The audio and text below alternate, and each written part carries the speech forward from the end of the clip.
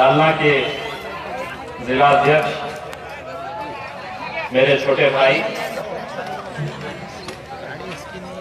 शेख माजिद साहब को बहुत बहुत मुबारकबाद पेश करता हूँ कि आज के इस दौर में कौमी एकजहती का पैगाम इस ईद मिलन प्रोग्राम के जरिए उन्होंने जो रखा है वो आज वक्त की जरूरत है। मैं तमाम जालना की आवाम को ईद मिलन के इस प्रोग्राम की बहुत बहुत मुबारकबाद पेश करता हूं। जिन्हें अवार्ड से नवाजा गया है उन सभी को मैं मुबारकबाद पेश करता हूं। जो अच्छा काम करते हैं दुनिया उसकी दखल लेती है।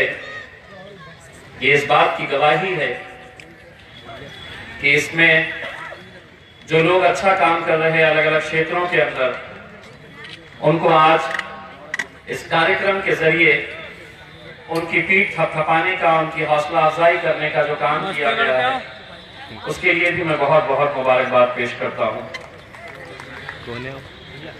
आज अगर मुझसे कोई सवाल करेगा और पूछेगा कि मेरा भारत कैसा होगा, मेरा भारत कैसा है, मेरे सपनों का भारत कैसा है, अगर कोई मुझसे ये सवाल करेगा तो मैं उन्हें कहूंगा कि मेरे सपनों का भारत यहां पर स्टेज के ऊपर बैठा हुआ है।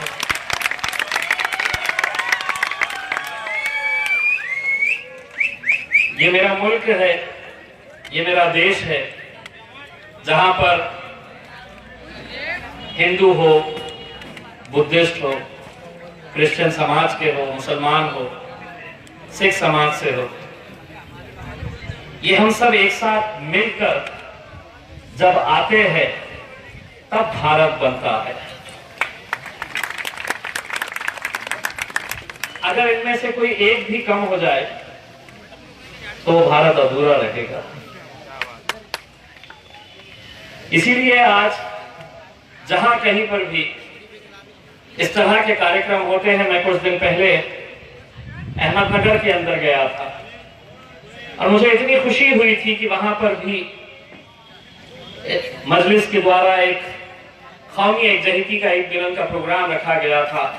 वहां पर भी एक फादर मौजूद थे, हमारे बुद्धिस्ट समाज के एक भंते जी थे, और जहां पे कार्यक्रम हो रहा था उसी के सामने एक हनुमान मंदिर थी। उस हनुमान मंदिर के जो मुख्य पुजारी है वो भी इस कार्यक्रम के अंदर मौजूद थे। अगर ये लड़कों को अगर नहीं सुनना है सामने तो वो बाहर जा सकते हैं। जबरदस्ती आपको बैठने की जरूरत नहीं है। एक बहुत अच्छा कार्यक्रम यहाँ पर हो रहा है। कुछ अच्छी बातें जो आप जितने भी धर्म गुरु है सिर्फ अगर सुनकर अगर जा रहे हैं आप तो मैं कहूंगा कि अभी चले जाए। अगर सुनकर उसके ऊपर अमल करेंगे तो मेरे हिसाब से ये कार्यक्रम कामयाब हुआ है, हम ये मानेंगे। अलग अलग जाति, अलग अलग धर्म, अलग अलग मजहब के लोग, लेकिन बात सुनिएगा हर एक की।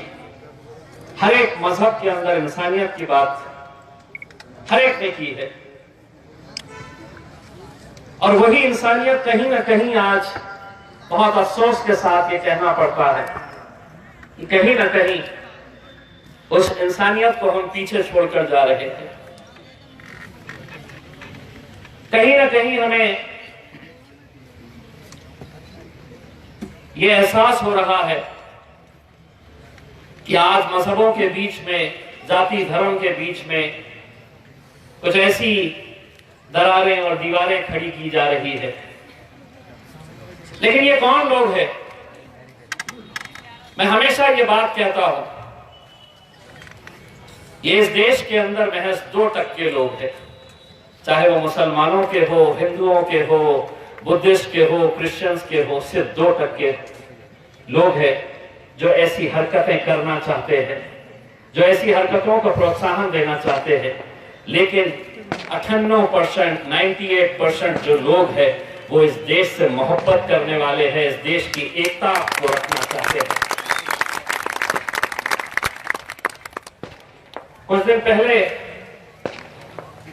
मेरी एक सभा भिवंडी के अंदर थी। मैं उस सभा का जायजा लेने के लिए एक दिन पहले जब गया तो वहां पर पुलिस अधिकारी आए और वहां पे एक एसीपी साहब ने मुस्कुराते हुए मुझसे ये कहा कि आपकी सभा होने वाली है 2 दिन के बाद। एक तरह का तंज उन्होंने मारा और उन्होंने कहा कि भिवंडी में माहौल बहुत अच्छा है। वो ये कहना चाह रहे थे कि हम अगर आएंगे तो कहीं कुछ गड़बड़ ना हो जाए। मैंने उस वक्त उन्हें कोई जवाब नहीं दिया, लेकिन जिस दिन सभा थी तो मैंने उस दिन महाराष्ट्र की पूरी पुलिस को, महाराष्ट्र की सरकार को एक पैगाम दिया कि राजनीति मेरे लिए, राजनीति हमारे लिए कोई मायने नहीं रखती। ये मुल्क हमारे लिए मायने रखता है, ये देश हमारे लिए मायने रखता है। ये पैगाम हमने उस दिन दिया। और ऐसा नहीं है कि हम सिर्फ ज़बानी तौर के ऊपर ये बात कहते हैं। आज मुझे फख्र है, मुझे खुशी है इस बात की कि जिस शहर औरंगाबाद से, जिस जिले से मुझे खासदार बनकर चुनकर भेजा गया है, लोगों के अंदर एक ऐसी डर पैदा की गई थी, एक ऐसा माहौल तैयार किया गया था 2019 के अंदर की एमआईएम का खासदार चुनकर आया है, अब औरंगाबाद का कुछ सच्चा नहीं है। एक ऐसा माहौल बना दिया गया था, एक खौफ पैदा कर दिया गया था कि अब कैसा होगा इस जिले का, अब कैसा होगा इस शहर का। लेकिन मुझे आज खुशी है इस बात की कि हमने अपने काम के जरिए, हमने सिर्फ जबान के जरिए नहीं, हमने अपने काम के जरिए औरंगाबाद के तमाम जाति, धर्म और मजहब के लोगों के दिल जीतने का हमने काम किया है। इसीलिए लोग मुझसे कहते हैं कि 2019 तो निकल गया, 2024 में कैसा होगा।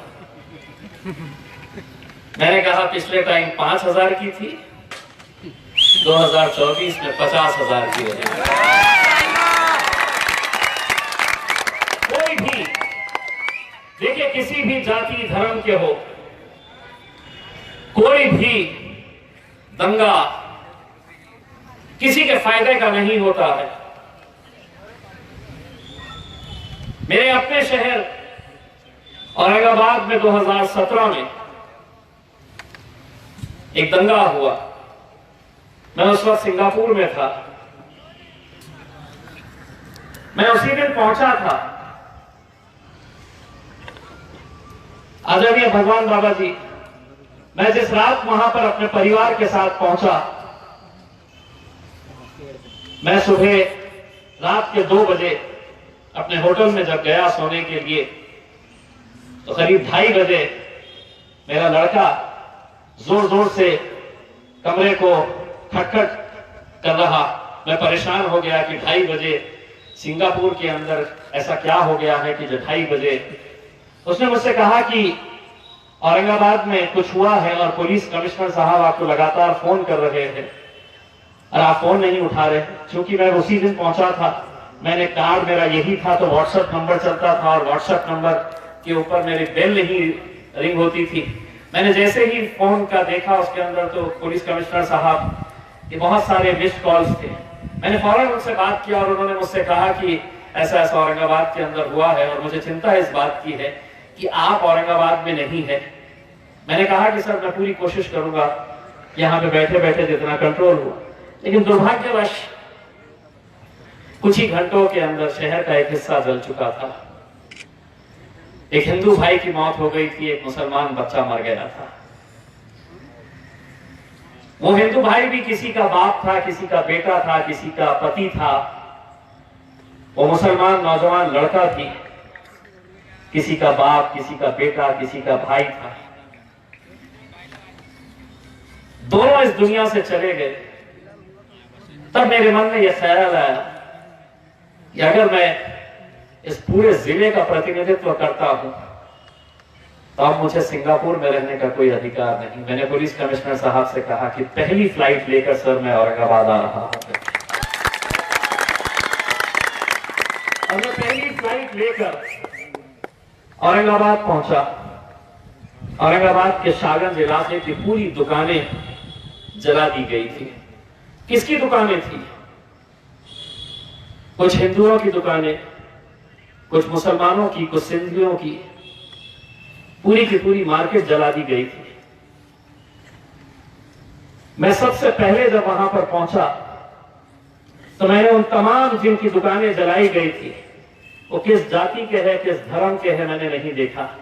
मैंने आते ही ये ऐलान किया कि मेरे जिले की दुकानें जली है, मेरे शहर की दुकानें जली है, मैं 1 महीने के अंदर पूरी की पूरी दुकानें मैं खड़े करूंगा आपको। और 1 महीने के अंदर, रमजान का महीना आने वाला था, छोटे छोटे कारोबारी, कोई चप्पलें बेचने का काम करते, कोई कपड़ों का काम कारोबार करते, कोई आइसक्रीम बेचने का दुकान लगाते थे।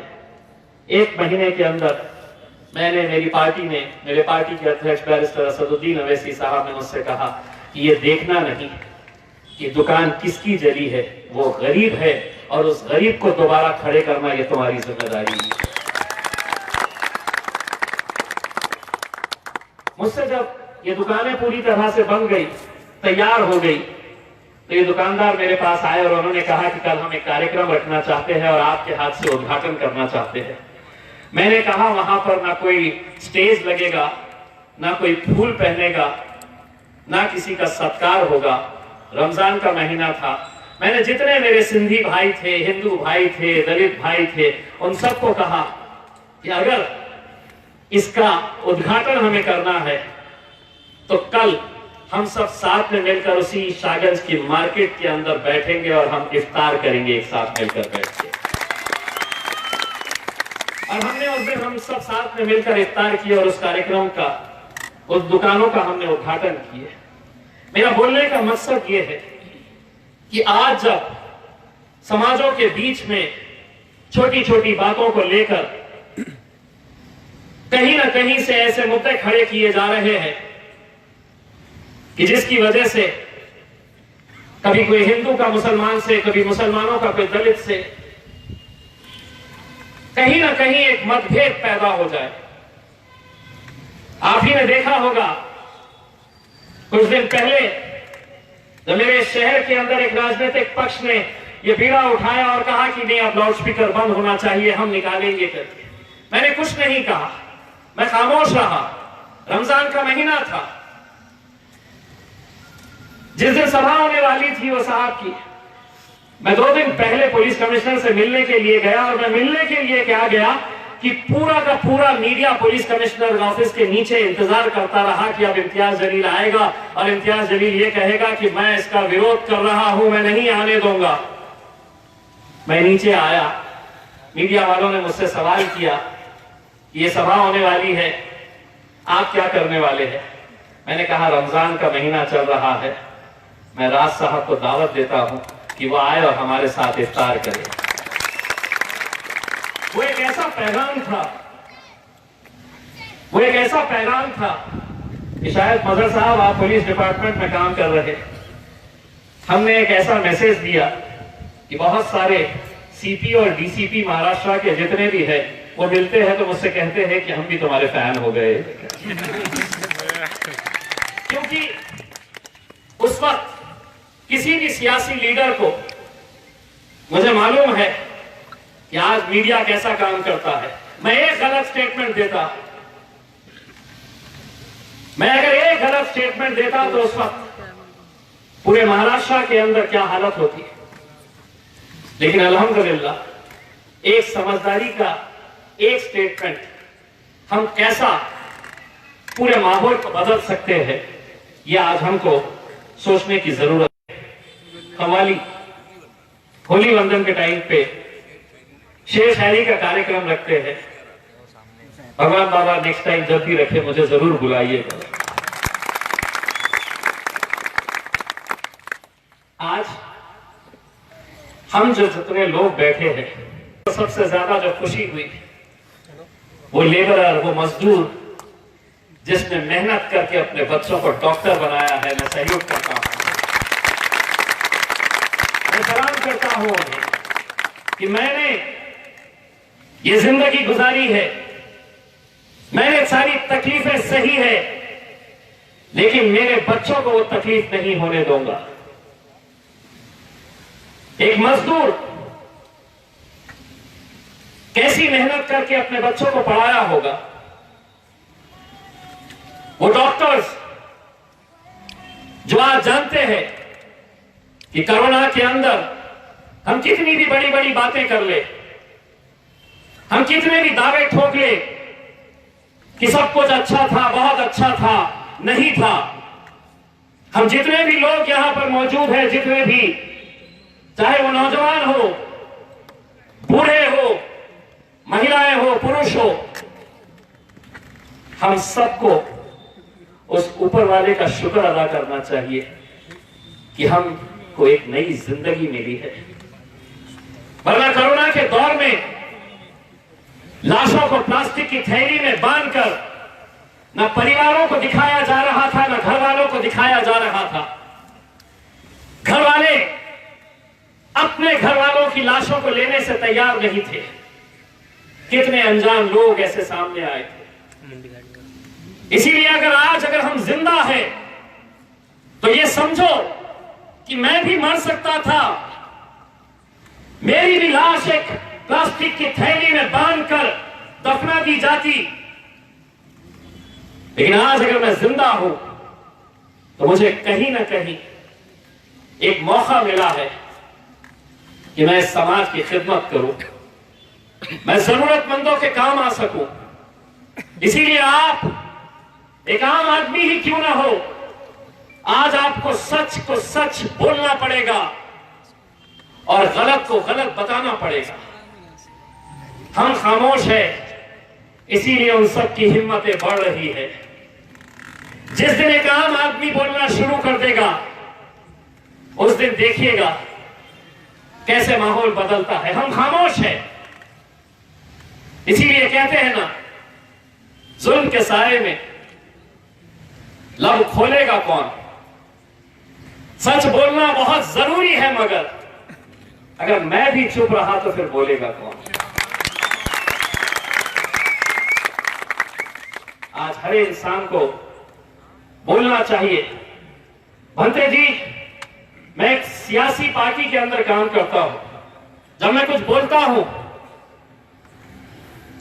तो यह सोचना पड़ता है कि मैं कितने लोगों को तकलीफ दे रहा हूं, कौन मेरे विरोध में जाएंगे, मुझे कितने वोटों का असर पड़ेगा। आज हर राजनीतिक पार्टी का नेता यह सोचकर बोलता है, शायद मैं अकेला होगा जो मन की बात नहीं करता है, दिल की बात करता है। और दिल की बात जब मैं करता हूं तो उसका असर कैसा होता है, ये सभी के लिए, अलग अलग राजनीतिक पार्टी और धर्म से ताल्लुक रखने वाले लोग हैं। मैं किसी के भी स्मारक का विरोधी हूं, मैं किसी के भी पुतले का विरोध करता हूं। मैं जब औरंगाबाद में एक सरकारी जमीन एक बड़े नेता के स्मारक के लिए सरकार ने दी, तो मैं अकेला था जिसने विरोध किया और ये कहा, मुझे नाम लेने में कोई एतराज नहीं है। गोपीनाथ मुंडे साहब सिर्फ ओबीसी के ही नहीं, महाराष्ट्र के लोक नेता थे। सभी जाति के लोग उन्हें मानते थे, लेकिन उन्हें मानने वाले लोग ये चाहते थे कि उनका स्मारक बने, और मैं चाहता था कि अगर सही मानों में उन्हें श्रद्धांजलि देना है तो उनके नाम का एक अस्पताल बनाओ, उनके नाम का स्कूल खोलो। मैंने जब ये बात कही, 3 दिन तक मेरे मोबाइल के ऊपर सिर्फ गालियां आते थे। तुझी लायकी आहे का, तुझी इतनी हिम्मत आहे का, तू कुणाच्या बाबतीत बोलतो, तुला आम्ही हे करून टाकू, ते करून टाकू। मैं सब कुछ सुनता, लेकिन तय करा था कि अगर उस जमीन के ऊपर बनेगा तो हॉस्पिटल बनेगा। मैं खुद अदालत में गया, हाई कोर्ट के अंदर PIL फाइल किया और यह कहा कि मेरे शहर के अंदर हर इंसान जो कोरोना की वजह से मरा है वो सिर्फ कोरोना की वजह से नहीं मरा है, उसे अस्पताल में इलाज नहीं मिला, बेड नहीं मिला, ऑक्सीजन नहीं मिला, वेंटिलेटर नहीं मिला। अदालत ने उसकी दखल ली और फादर, मुझे इस बात की खुशी है कि जिस जगह के ऊपर वो स्मारक बनाना चाहते थे, आज उस जगह के ऊपर 400 बेड का हॉस्पिटल का काम शुरू है। 400 बेड का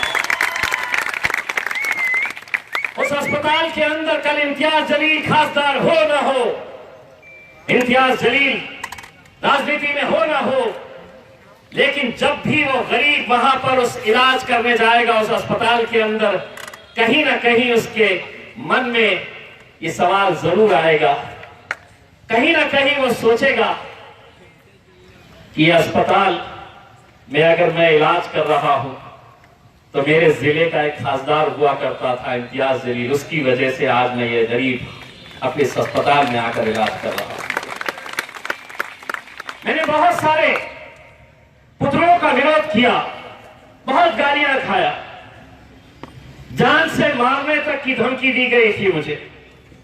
कितने सारे ऐसे फोन्स मुझे आते थे, लेकिन मैंने तय किया कि अगर तुम 1-1 करोड़ 2-2 करोड़ रुपए किसी के पुतले के ऊपर, किसी के स्मारक के लिए ऊपर खर्च करेंगे, उससे बेहतर है कि स्कूल बनाओ, हॉस्टल बनाओ, हॉस्पिटल्स बनाओ, अनाथ आश्रम बनाओ। हमारे जिले में एक नेता है, तू कैसा विरोध करतो काय तू कोण? म्हटलं मी खासदार आहे ना।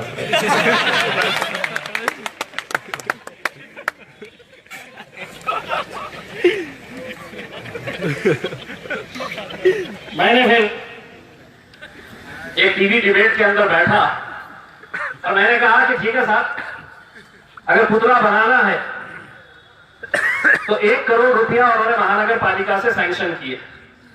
मैंने कहा कि साहब 1 करोड़ का पुतला नहीं बनेगा, 2 करोड़ का पुतला बनेगा।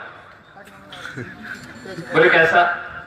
मैं कहा उस पुतले के लिए 5 लाख रुपए मैं अपने जेब से देने के लिए तैयार हूं, तुम कितने अपने जेब से देने के लिए तैयार है? नेता अपने जेब में हाथ डालकर कभी देता है क्या? और वो भी वो नेता। मैंने कहा कि 5 मैं देता हूं, तुम बोलो तुम कितना देंगे। वो आखिरी दिन था, ना पुतले का जिक्र है,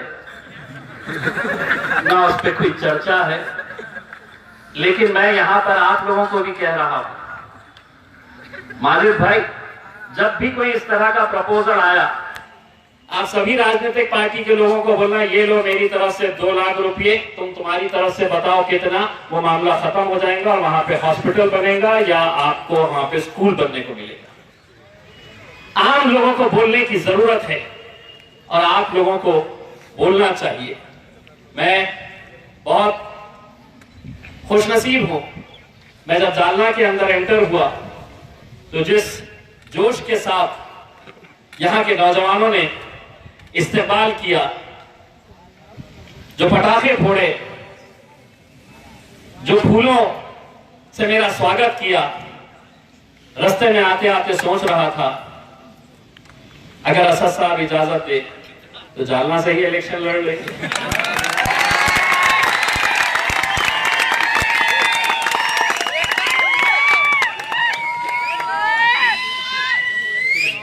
अब ये कार्यक्रम ईद मिलन का है,